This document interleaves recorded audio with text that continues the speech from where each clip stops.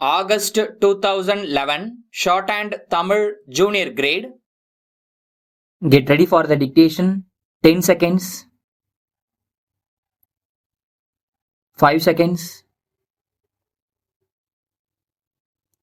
Start.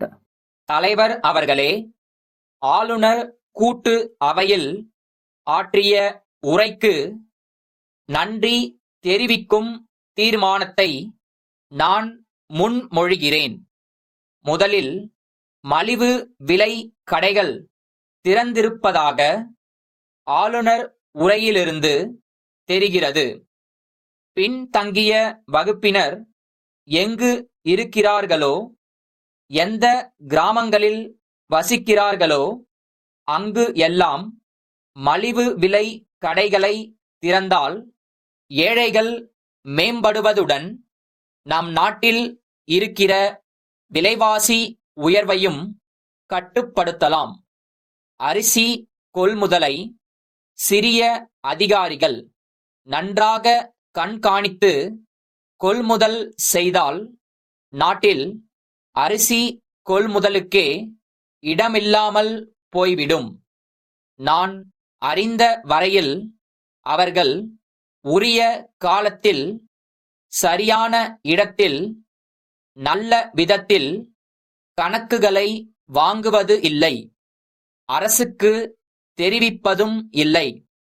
அப்படி இல்லாமல் அவர்கள் கண்ணும் கருத்துமாக இந்த கொள்முதலை கவனித்தால் நாட்டில் இருக்கிற விளைச்சல் நமக்கு போதுமானது. நமக்கு இருக்கிற பற்றாக்குறையை பார்த்தால் மிக குறைவாகத்தான் இருக்கிறது. தொழிலாளர்கள் நல உரிமை குறித்து சொல்லப்பட்டிருக்கிறது. தொழிலாளர்களுக்கு கட்டாயமாக காப்புறுதி திட்டம் அமல் செய்யப்பட வேண்டும். முதலாளிகளும் அதிபர்களும் பங்கு கொண்டு அவர்களும் பாதி பங்கு அளிக்கக்கூடிய ஒரு திட்டமாக வகுத்தால் தொழிலாளர்களுடைய பொருளாதார நிலை வளர உதவியாக இருக்கும். தொழிலாளர்களுக்கு பெரும் முதலாளிகள் வீடு கட்டி கொடுக்க வேண்டும். அப்பொழுதுதான் அவர்களுடைய நிலை உயரும். எங்கள் பகுதிகளில் தொழிலாளர்கள் மிகவும் பின்தங்கி விட்டார்கள். அவர்களை கவனிப்பதற்கு பெரிய அதிபர்கள் முன்வருவதில்லை. சில பெரிய அதிபர்களை தவிர மற்றவர்கள் அவர்களுடைய நிலையை கவனிப்பதே இல்லை.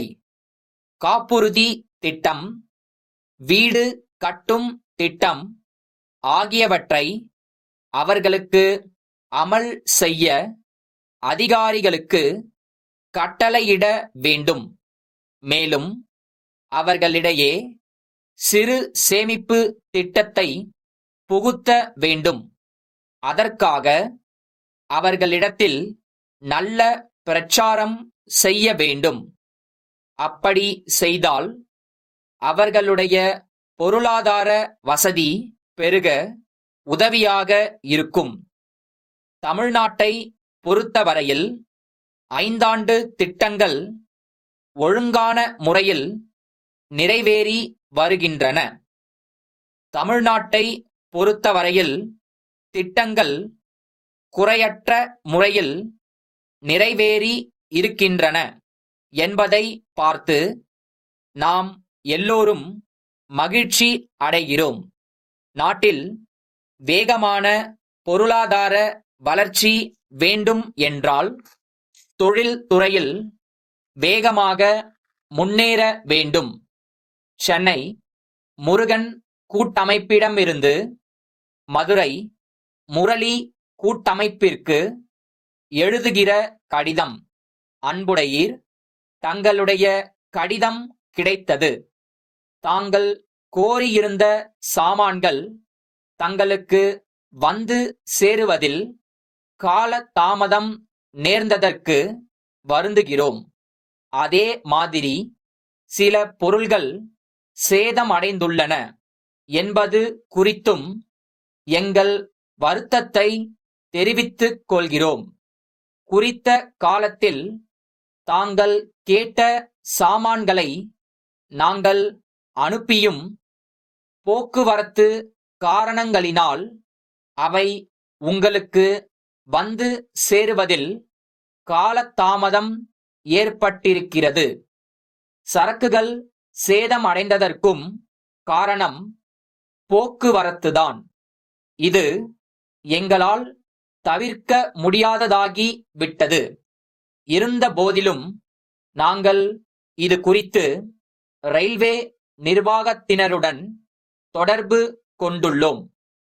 சேதமடைந்திருக்கிற சரக்குகளை உடனே எங்களுக்கு திருப்பி அனுப்பி வைத்தால் அவற்றுக்கு பதிலாக நாங்கள் புதிய சரக்குகளை அனுப்பி வைக்க தயாராக உள்ளோம். தங்கள் உண்மையுள்ள